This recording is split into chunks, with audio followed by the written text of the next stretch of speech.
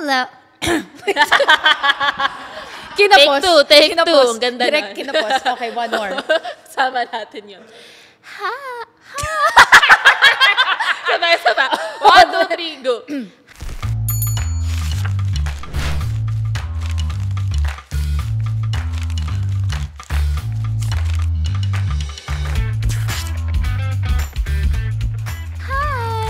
Hello. Can you say Cupal? Cupal. Very good. Bakit mo makapansin ito? Cupal. Alam mo, mahirap pala ginagawa ni Miss Rachel. Bakit tayo nagbibinata? Bakit parang binipiyok ako? Bakit parang naging Scooby-Doo ako? Ang pangit. Okay. Hi. Hello. Hi, I'm Ashley. I'm Hershey. And this is Chicks to Go. Go, go, go. Ang ganda nung intro natin. Alam mo, mapaproud na sana ako eh. Pero parang sumabit eh. Sa lahat ng pwedeng time na sumabit. Ba't ngayon pa? Pero maganda siya ng rehearsals. Actually, oo eh. Swabing-swabe. Pagdating ng action, laging ganyan eh. Ang galing-galing pag-rehearsal eh. pero alam mo sis, masasabi ko talaga, di ba Mega Mall is the place to be natin? Lagi tayong nasa Mega Mall. Alam kong productive lagi yung team building natin. Kasi lagi kami nagsha-shopping together sa Mega Mall. Nung pauwi tayo, sumakay tayo sa car ni Tiara and her husband. Yes. Tapos, yung husband niya, chiksilog pala. Yun na nga. Oo. Tapos may nasuggest siya. Oo. So yung husband ni Tiara, sabi nga, alam mo, natutuwa daw siya sa Chicks to Go. Tapos meron daw siyang pinapakinggang podcast, Am I the Asshole? Sabi nga, pakinggan nyo to, nakakatawa. Oo nga, no? Pero yung mga stories nila, very Western. Oh, yes, wow. Western. So tayo. Kasi, ano kaya tayo? Yung kung Western sila, ano tayo? Southeast Asian. Wow! Diba? Nag-connect tayo. Diba? Southeast Asian ng mga natin stories. Actually, hindi Eastern. Taga-Eastwood. Taga-Eastwood kasi tayo. Bobo. Pinilit pa rin. Hindi Eastern kami. East side, baby. Charot. Ano nga ba yung Filipino version ng asshole? I think it's called Cupal. Sure. I think it's called Cupal. Tapos, apparently, Reddit thread daw to, yung Am I the Asshole? Bakit sobrahan sa H, ha? Baliktad ka ng kafamfangan na. Sumobrahan. Am I the asshole? Household. Am I the asshole? Household chores. Anyway, so yun, Am I the Asshole? Ganda. Ganda nun. Totoo naman eh. Sabi namin, i-chickstify natin. Wow! May bago kang term, chickstify. So, nag-post kami sa Chicks to Go chikahan page. Bilang crammers. Ngayon lang din namin pinost. Ang gagaling. Sabi namin ni Ash, maglagay nga kayo ng mga stories nyo, i-judge namin kung Cupal ba kayo o hindi. So, yung title natin, So, Sino ang Cupal? Totoo. Kasi, aminin man natin or hindi, kahit gaano ka kabait, may mga sitwasyon o moments na nagiging Cupal ka.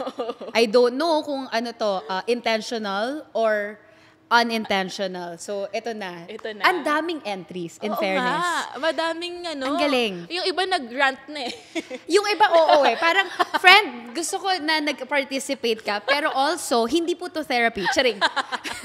Parang gusto nga lang, ay, bakit nag-hump yung baby ko? Ay, Ashley's son is currently... Nag-air hump siya. Ano yung... Kung lalaki si Pupe, so tayo nag-ovulate. Ano yung sa lalaki? Masturbate.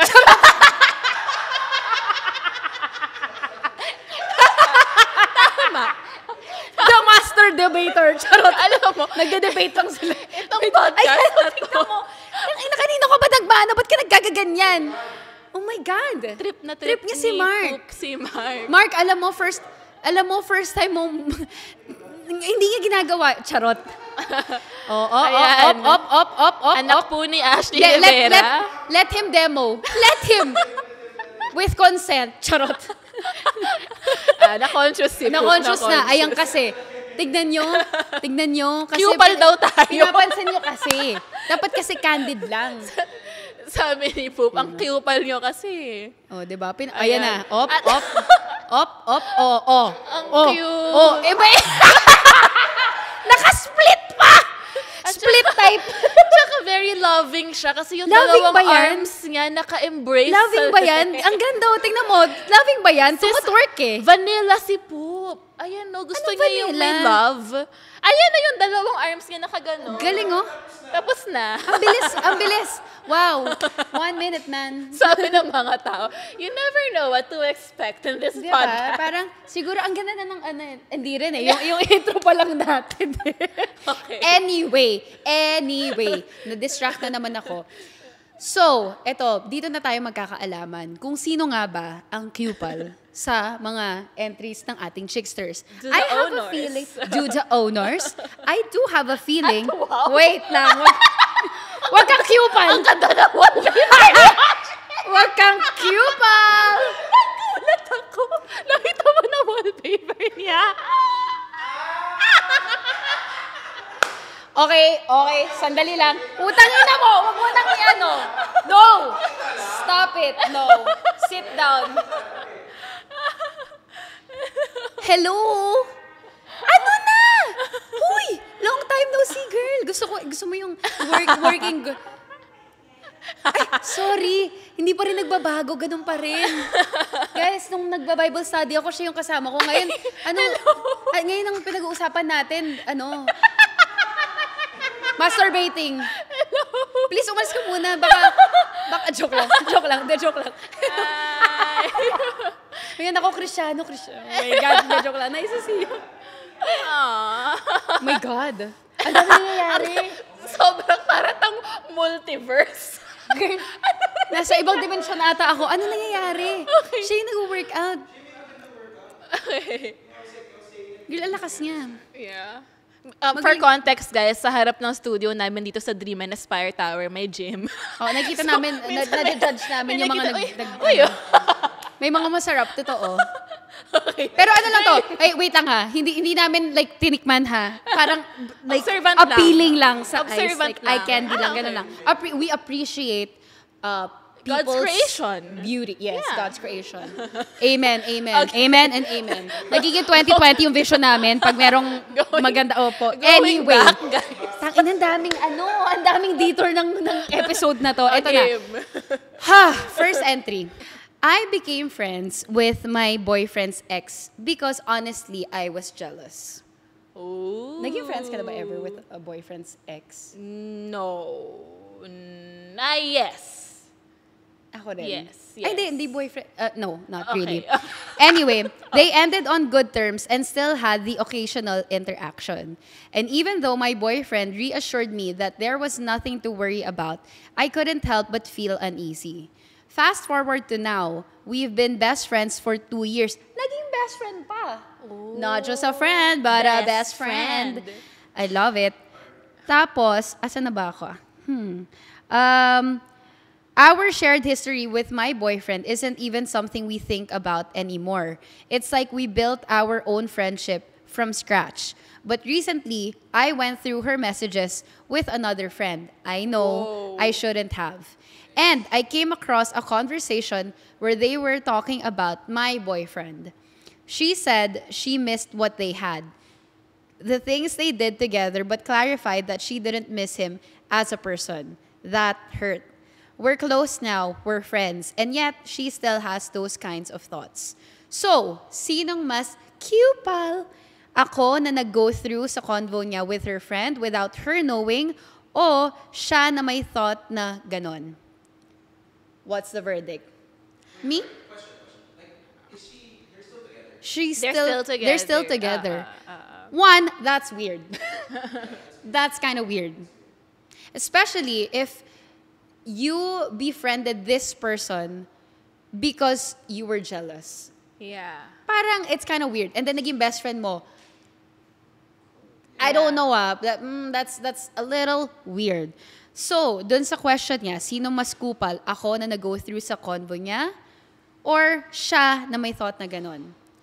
I think, pareho silang kupal. It's a tie. Kasi it's a tie. Weird It's a tie. na she went through the messages. Exactly. Ako, anyone, in any situation, if you snoop like through someone's phone, that's an automatic red flag. I don't care ano yung bakit kailangan. But still, maybe you have your reasons. That's Or fine. baka nag-snoop siya kasi may feelings siya, na parang instincts, ganon. Pero parang yun na nga, nasa But yung still, trust, no? but Kung may still. friendship no? Yeah, but still. But parang, it would have been different if nabasa niya accidentally. Pero parang for you to like go through someone's phone, hinukay talaga. that's really not a good thing. Second, yung sabi niya, or yung ex na may thoughts na ganon, it's not that I'm siding with the ex, but I understand yung sinasabi niya na sometimes you just miss what you had with this certain person. It doesn't really mean na, oh, I actually miss him. Yeah. It's the memories, ano yung mga, ano to? The things they did together. Because it's true. Kahit naman, di ba?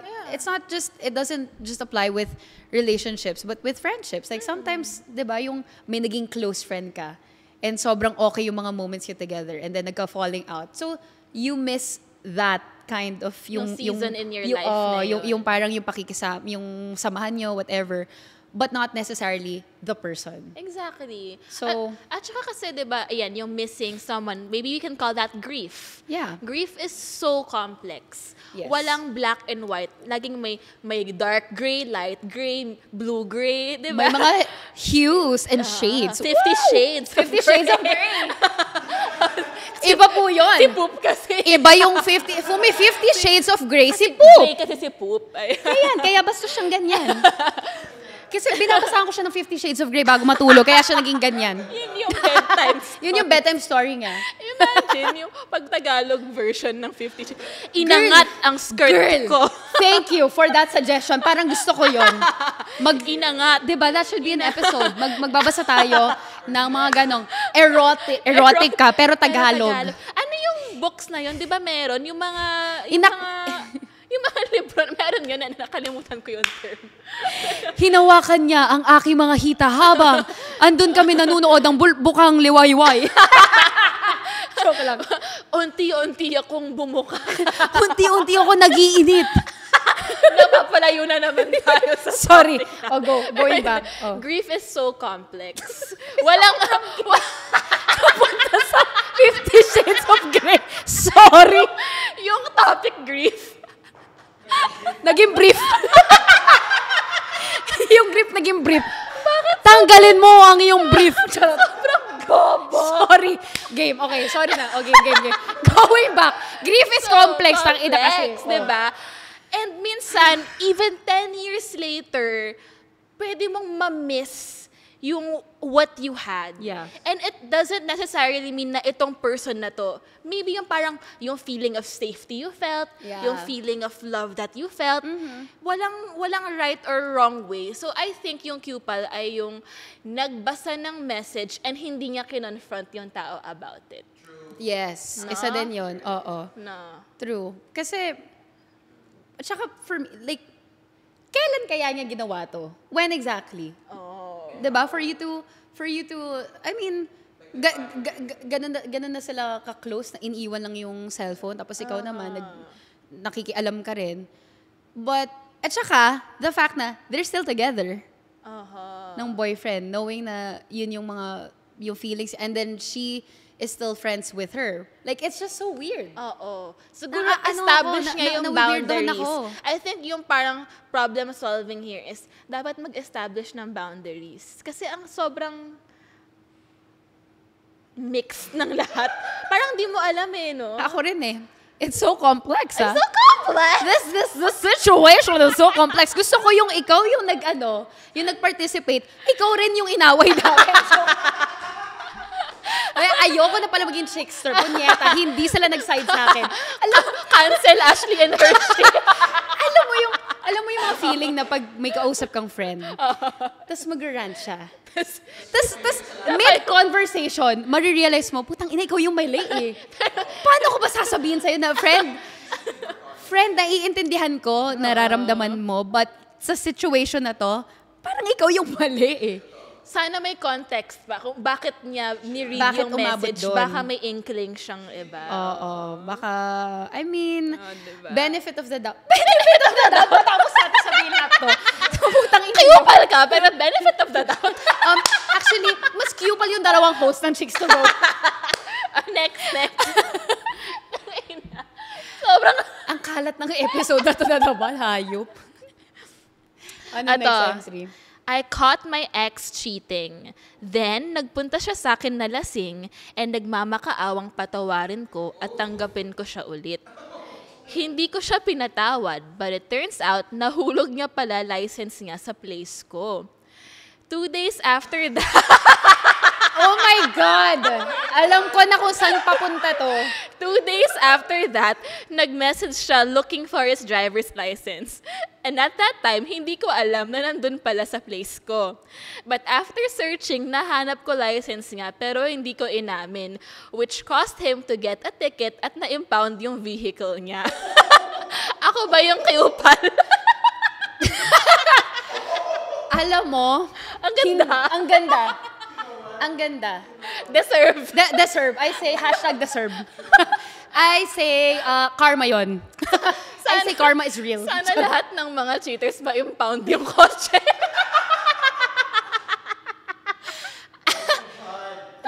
Ang ganda nun. Ang sarap ng feeling na Ang yun. sarap nun. Oh my God. ka. Girl, Ina. Success story to. Success story to. Hindi ka cupal. Hindi ka cupal na hindi mo sinabi. Hindi mo inamin na nandun yung lisensya. Okay lang yun. Finders keepers. Sobrang ganda ng ginawa. Mapapatayo kami ng monumento para sa'yo. Kasama ka na sa Chicksters Hall of Fame. Ang ganda. I mean, ang sarap ikwento nun. No? Parang, shit! The universe! It's on my side. Oo. Ginawa niya yung kailangan mangyari. Kasi, di ba, kung binigay niya yung lisensya, parang walang excitement, walang rest back, totoo. Walang thrill. Minsan, kailangan mong gawin yan eh. Do it for the plot, di ba? Yeah. Tignan mo lang kung ano mangyayari. Do it for the plot. Kasi kung mabait ka naman, di ba, pwede mo namang ibigay yung lisensya. Lalo, alam natin, importante ang lisensya, di ba? Pero dahil, teka lang, okay lang kasi nag-cheat ka eh. Kasi di ba? So, di ba? Wala siyang ginawang, well, yun lang, yung, it's not even hindi siya considered masama. dumaban. Oo, hindi It's not siya, even masama. Kasi it's not like, i-hostage ko tong lisensya mo. Eh, nagkataon na iwan niya eh. Hindi naman yung kinuha niya sa wallet or something. So, yung nakakatawa, di ba pag nananakawan tayo ng wallet, laging sinasabi, ibalik mo na, kunin mo na lahat ng cash, basta yung mga IDs, ibalik mo. Kasi putang ina dito sa Pilipinas, napaka-hassle. Kukuha ka ng ID, kailangan mo ng isa pang ID. Gago ka ba? Gago ka ba? Oo, para kumuha ng ID, kailangan mo ng ID. It's a circle. Oh my God. Tapos ang hirap-hirap kaya yung mga ganyang proseso. Shit talaga. May viral ngayon sa LTO, naghahanap sila ng customer feedback. May nag-feedback. Punyeta sila. Sabi ng customer, kami yung nagbabayad, kami dapat yung naka-aircon. Kaya, tama! Walang aircon sa pila ng LTO. Oh my God. Diba? Ang cancel LTO. Bigyan niya ng aircon. Ako. Putang ina ng ass nito. Bigyan niya ng aircon yung mga nakapila. Buwisit kayo! Nakakainis yung proseso nyo. Tsaka naiinis ako. Irarant ko na lang din Pagkatagal-tagal na yung nasa papel lang kasi wala daw card. Paano nangyari yun? What the fuck? Ano yun? Yung national ID, no? Walang Pati card. national ID. Hindi na umabot. License mo na sa papel? Hindi na umabot. Oh my God. Hindi na alam mo, yung national ID, wala akong national ID. Hindi na umabot sa akin yung putang inang national ID na yan. Run talaga to. So, sinong cupal dito? At saka, bakit lahat ng government IDs ang pangit ng camera? Totoo! Ano ba to? Sobrang blurred. Yung sinaunang panahon na digicam, mga punyeta kayo. Parang webcam pa nga, hindi digicam. Alam mo yun, naiwan sila sa era na yun, na nag-YM pa lahat ng tao, ganyan, nagpa-Friendster pa, MySpace. Ayaw niya mag-evolve. Sana yung taxes natin, pambili ng magandang camera at aircon, charot. Sana may filter na rin yung Ang ganda. While we're at it, baka pwedeng may pa-filter na rin. Okay, next. Okay. Naka-filter kasi yung TikTok, 'di ba, may filter na. Anyway, so number 2. Ay, well, 3 na pala to. My BFF ako before. Super close kami. And she really loves to have a BF na afam. Then, may nakilala siya online. And kunento niya sa akin, gwapo itong si afam. Nasa getting to know each other stage sila. Tapos, nag-send siya kay afam ng pic naming dalawa kasi out of town kami ng BFF ko nun. After that, nagulat na lang ako na itong si afam, nasa message request ko na. Whoa! And he keeps on messaging me. What the fuck? Nakakapikon. What the Okay. fuck? Tapos, itong si BFF ko, super kilig pa din dun kay afam. Hindi niya alam, laging nagme-message tong si afam sa akin. Ayokong sabihin kay BFF na nagme-message sa akin si afam at ang ginawa ko, pinilit ko na lang siya na tigilan na niya yon kasi mukhang malandi yung afam na yon. At saka, hindi niya pa kilala masyado. Itong BFF ko, inaway ako, bakit ko daw pinipigilan ang kaligayahan niya. So ayun, sa inis ko, sa BFF ko, kasi ayaw niya makinig sa akin, nag-reply ako kay afam, tapos nilandi ko, then nag-screenshot ako at sinend ko sa BFF ko. Ayun, friendship over. Oh my God, ang wild. Ako, am I the asshole? Ang wild. I have so many thoughts Oh my God. about this. Thoughts? First, alam ko kung sinong cupal dito. Afam. Yung afam, Yung gago. afam. Sobrang cupal nun. Gago. But you know what? It's so sad, no? Na ganun may mga ganung tao talaga. Parang siyang alam mo yung mga vulture? Yung scavenger, Yeah. gano'n. Paano? Seductive. On the prowl. Kapikon yung ganun. Parang ang bastos lang. And I noticed na no one takes anyone seriously anymore.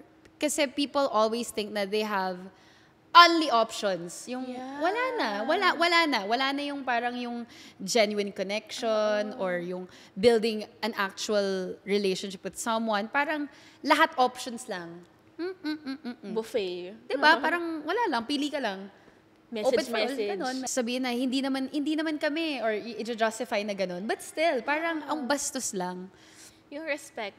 Yeah. Tsaka, so sino bang mas kupal sa kanila? Siya na nilandi niya, tapos screenshot, pero ang intention niya naman kasi is Ipakita sa friend niya. oo, na para maniwala siya na malandi tong si afam.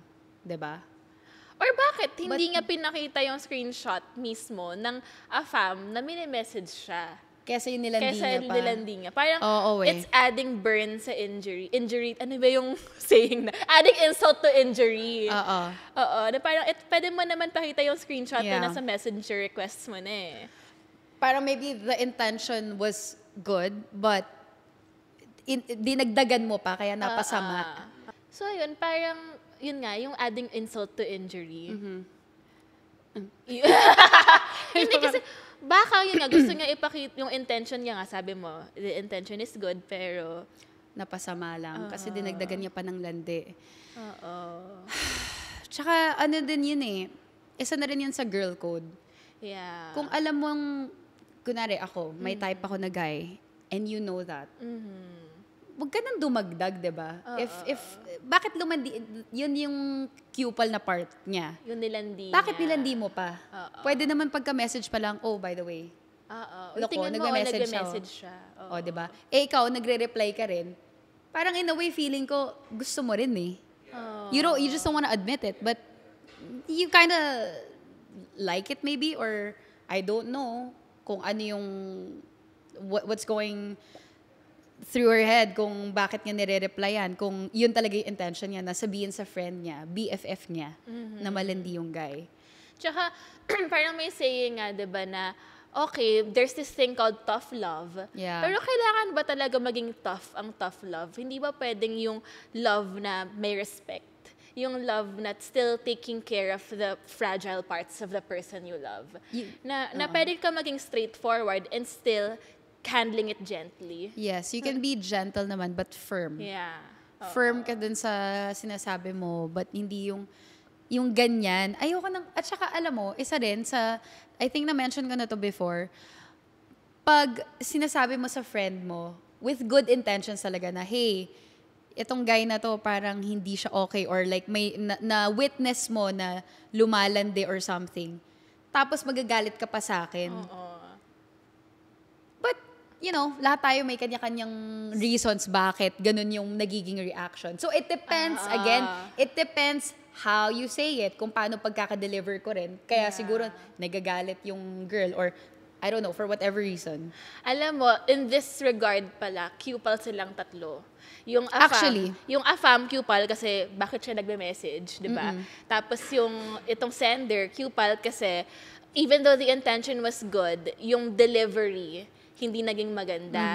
As cupal din your friend kasi girl code, you should know that your friend only wants the best for you. Yeah. Don't feel like your friend is attacking you. Yeah.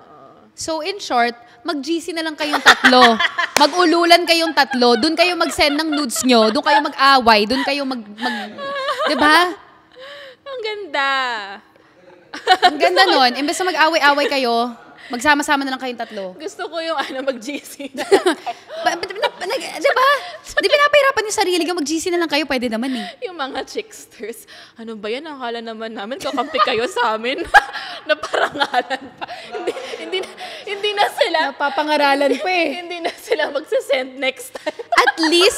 At least anonymous participant. So bahala ka na lang kung natamaan ka dito. Wala kaming pinapangalanan, okay? Okay. Ito. Last na to, no? Last na. So, sino yung cupal? Cupal ba ako for not wanting to attend my high school best friend forever's wedding? Wow, BFF. Best friends forever. Tsaka gusto ko Best yung friend binuo niya, forever. best friends forever's wedding. Sinabi nila nga BFF, binuo okay. ko lang. Ikaw pala eh. Sabi niya, for not wanting to attend my high school BFF's wedding. Okay, oh. Hi po, share ko lang. When I was in high school, I had this girl best friend, BFF. May classmate kami na crush ko at alam yun ni BFF. Kay BFF ako nag-share ng mga qualities na gusto ko kay crush. Nag-share din ako na parang gusto rin ako ni crush, so pwede sila maging MU. Until one day, nag-text sa akin si crush, ilang months na kaming magka-text nito, na malungkot siya. Kinomfort ko siya kahit hindi ko alam kung ano yung problema niya. We were like best friends na ni crush noon. Minsan, napagkakamalan pa kami na kami. Until one day, nagulat ako, pumasok sa class si BFF na mugto yung mata. Ayaw sabihin yung reason. Ang ginawa ko, nagtanong ako sa ibang classmates na close din kay BFF. Doon ko nalaman na nakipag-break siya sa boyfriend niya dahil nalaman ng parents niya yung relationship nila. Sino best friend niya? You guessed it, yung crush ko. Alam yun ng circle of friends namin, ako lang yung walang alam. I did not confront her for not telling me. I did not receive any explanation na para bang hindi nagmamatter feelings ko. Oh my God. They made me feel like a ghost. They got back together. They made their relationship public on Facebook pagka-graduate namin ang high school. Their relationship went hanggang nag-work na kami. Last month, nakita ko nag-propose na si Guy. Aray! BFF reached out to me through Messenger inviting me sa kasal nila with a task na mag-share about sa kanila ng fiancé nila kasi ako yung close nila nung high school. Pinapag-speech pa sa wedding. Kung ako magsi-speech doon, putang ina yung dalawa. Joke lang. Honestly, I don't want to attend the wedding. Hindi dahil hindi pa ako naka-move on. I'm happy now. I'm married to the love of my life. I'm happy for them. I just don't want to be a part of their celebration because my feelings were ignored before. So bakit ko sila bibigyan ng space sa buhay at time ko ngayon? Ang OA ko ba? No, not at all. Ang bigat. Ang bigat. Ang bigat. Ang bigat. See, this is what we say about grief, na kahit high school pa to, yeah. walang time limit yan. You can still be bothered by it. It's okay. Oo It's naman. grief. Lahat tayo may mga pinagdadaanan. Oo. Kahit pa sabihin natin naka-move on tayo or we forgive and we forget. it's still, may ano pa. Biglang- may quote. I don't forget. May quote.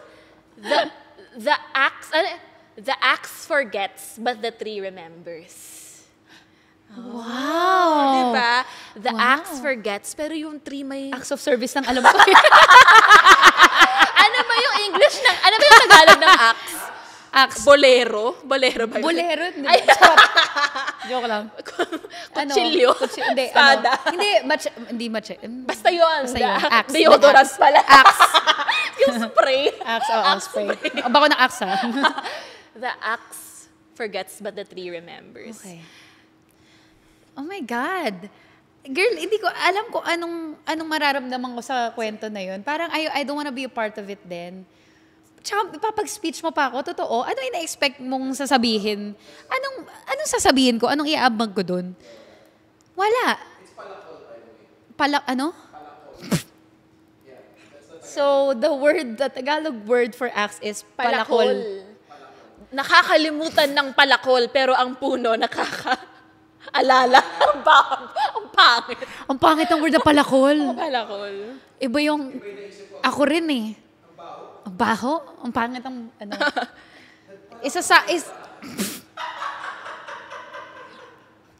Pre, pahiram nga ako ng palakol mo. So, ikaw, ano oh my thoughts God, mo, I hate that word. Ano thoughts mo? Andun ako sa palakol eh. Oh my God. Okay. One, I don't have the energy or the patience to be part of any celebration. Oo. Lalo kung ganun yung nangyari. What the fuck? Bakit? At saka, gusto ko yung talagang naisip niyang invite pa rin. Oo. Talaga? Ganun ka ba kamanhid? Or parang ka-oblivious? Oblivious! Parang spell ng Harry Potter yun, ah. Ano? Oblivious. Oblivious. Okay. So, yeah. Yeah. So, stating the obvious. Yes. Yeah. Stating the obvious. Stating the oblivious. Stating the oblivious. Oblivious ka ba? Hindi, wala akong masabi. Kasi Oo. talagang, ha? Kasi una sa lahat, kung true friend siya, sana man lang kinausap siya, 'di ba? Na parang, "Hey, alam kong crush mo to. Sorry na hurt ko feelings." So walang ganong conversation, no? Parang feeling ko, I don't know, bakit ba, and could it be our culture kasi? Na we don't really have these type of conversations with friends, with family. Ayaw ng hard conversations. 'Di ba? Parang, I don't know but Oo.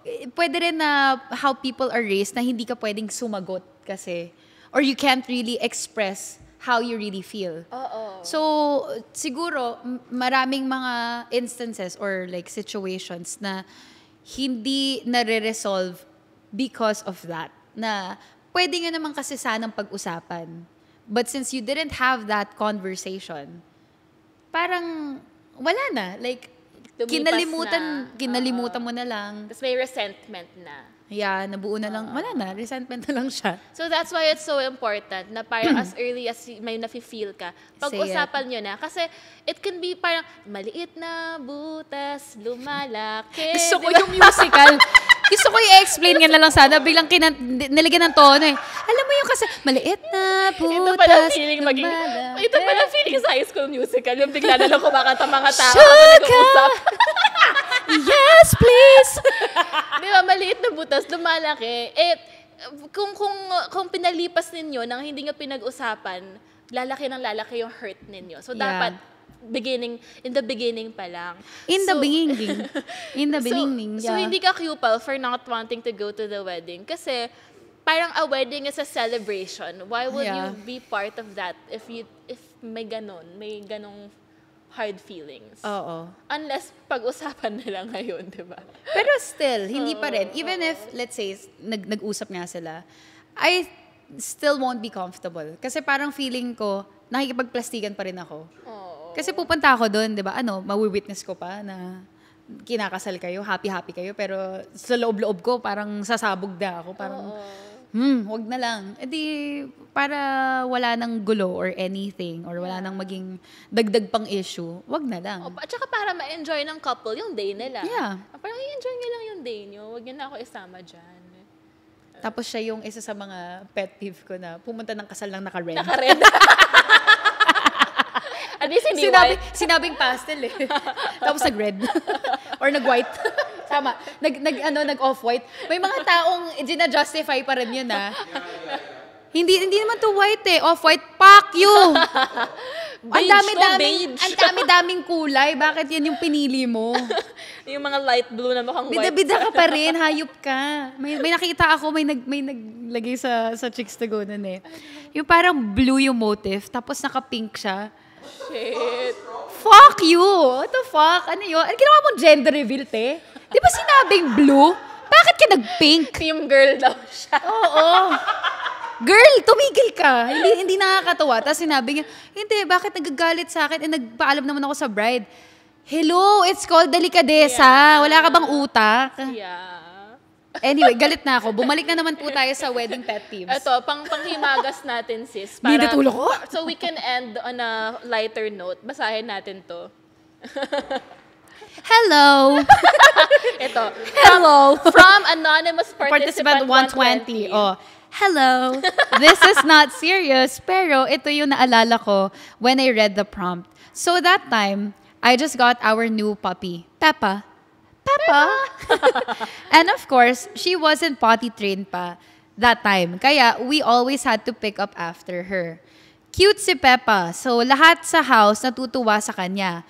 Pero whenever she poops, no one cleans after her. So ako lahat naglilinis, which is okay lang. Pero may emoji na, umiiyak. Okay lang. So ito na nga. Nainis ako kasi si Peppa tumae in front of my sister's door. I checked if she'll clean it, but she closed her door, leaving me with no choice but to clean it. So I cleaned it and pinunas, all caps, ko sa door ng sister ko. Ang tagal niya hinanap saan galing yung amoy ng poop, so naglinis na siya after that. Hehe. Deserve. Hindi ka cupal. Actually, semi lang. Semi-cupal ka. Cupal with a purpose. Cupal with a heart. Cupal with a purpose. Para siyang si Robin Hood. Paano? Si Robin Hood, di ba? Yung parang he steals stuff, pero para papakain yung mga benefit. poor. Okay. So ito, cupal ka, pero para may lesson You were teaching your sister a lesson. Paano maging malinis. And sometimes, you have to do that. Yeah. Para madali yung tao, di ba? Kasi pag sinabi mo lang, linisip, walang effect yun eh. Pero pag dinagyan mo ng konting trauma, dun matututo eh. Ngayon, di ba? Gusto mong ulitin ko yan? Siyempre hindi. Ayan na. In short, thank you, Peppa. Yung aso pa yung tinig. Peppa, good job ka dyan. Tumae ka dyan sa harap ng pintuan ni ate. Visualize ko eh. Talagang kumuha siya ng tae. Tapos talagang pinahid niya sa door. At saka, ang sa akin naman, yung sister din, hindi makita. Kinlose lang yung door. Di ba nakita na pinunas yung doon? Or parang kasi sabi ang tagal niyang hinanap yung amoy. So, magaling din si sister. Paano niya sa yung sa maliit na... gilid-gilid. Sa pagka-open mo yung doon sa gilid. That's so evil. Shit, ang hirap nun. Umabot ka doon? Umabot ever in your life? Umabot ka na ganun? Ay, hindi. Na parang, hindi naman na magpunas ng poop, pero parang... Ganong revenge? Ganong yung klaseng... calculated? Yeah. Hindi pa, pero parang ang sarap gawin. Alam mo, parang, wow, surprising. Parang wala. But I would love to. No? Ang sarap I would love to. Tayo sila ni driver's license na hindi binalik. Ang sarap ng ganong feeling. Di pa ako nakakaisa ng ganong ka-solid. No. Wala yung pa pala yung purpose. Parang mga demonyo pala. Parang tayo yung kiupan. Thank you for the inspo.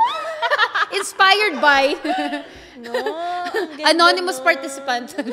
Thank you, anonymous participant 109. Thank you for the suggestion. We'll keep that in mind. Ang ganda. Gawin natin tong series, no? Alam mo, may nakita ako sa TikTok, yung mga ginagawa nila sa ex nila. Na para makabawi. Ang gago nung iba, sabi nila, yung sa, ano ba yun? Yung sa may parang sa vent ata ng aircon, may iiwan silang piece of chicken. Para mapanis doon. Ang ganda. Like raw chicken. Tapos, meron naman yung binuhusan niya ng glitters, yung buong place niya. 10 years later, may glitters pa. Girl, ang hirap linisan ng glitters. Pet peeve yung glitter. That's so harmless, but what the Ang fuck? ganda. Glitters whole place. May nakita din ako And sa then, TikTok. Ano? How do you pronounce it? Mariachi band? Aha. Mariachi band. Aha. Nag-hire sila ng mariachi band habang yung ex niyang cheater nililigpit yung gamit sa bahay para mag-move out. So habang kinakuha niya mga gamit niya, may nag-mariachi. Nakakapikon. Tangina, nakakapikon yun. Nakakapikon yun. Tapos, gusto ko yung lively pa yung mariachi. Live ba? Yung mga jolly. Jolly. Tapos yung babae yan. You cheater, you asshole. Tapos, nagligpit siya. Tapos ay mariachi. Naalala. Oh my God, naalala ko tuloy yung isang eksena namin dun sa I'm Not Big Bird. Ganun din. May parang nagpo-propose sa akin si Enrique Hill, di ba? Pero ako parang gusto kong magno-no dapat ako. Pero may mariachi band siya doon. So parang ako, bakit may mariachi band? Nakikipaghiwalay ako eh. Wrong timing. Wrong timing. Kasi sobrang saya ng mga kanta nila. Nakakatawa yun. Yun. So, ayan, ang ganda. Oh guys, may ideas na kayo ha. Checksters ha. Next time, baka mamaya, thank you sa mga gagawa doon. Send a photo. At sa mga... Iko-congratulate namin kayo. Charot! Sa mga... Hindi natin... Ang bakit ang influence na to? Influenced by C2G. Wow! Gago, may nagtag sa atin ng isang araw. Nag-happy birthday siya sa crush niya. Oo. Nag-happy birthday. Sabi ng crush niya, sa July pa birthday ko. Wait, effective. Nag-reply siya. Did it work? Sabi niya parang gusto niya i-celebrate natin ng maaga. Something like that. Tapos tinag niya tayo. Sabi niya, mga mamanoks, ito mga natututunan ko sa Chicks to Go. See? Happy birthday. Yun yung tamang diskarte. Happy birthday. Gago, sobra effective nga. I swear. Diba? It really works. Mga Chicksters, pag kayo yung isa sa mga letter senders at hindi kami kumampi sa'yo, sana hindi tayo mag-FO. We love you pa din. Sana po wag yung kami i-talk shit sa Reddit. Dami namin haters sa Reddit eh. Alam nyo, okay, wait lang. Unbiased tong namin, mga thoughts, But, kasi naman. Hindi kasi diba, that's true friends. Yung mga real friends, they have to tell it to you straight. Oo, we won't sugarcoat. Yeah. Anyway, yun lang. Please wag yung kami i-cancel. Tsaka yung mga sinadjust namin ng mga kagaguhan, please wag yung gawin yun. Let's be nice. Take it Let's with a spread grain love. of salt. Let's spread love and kindness. And kindness coming from us. So, sinong cupal? Let's not be cupal. Let's be cuties. Wow. Cutie. Bye. Bye.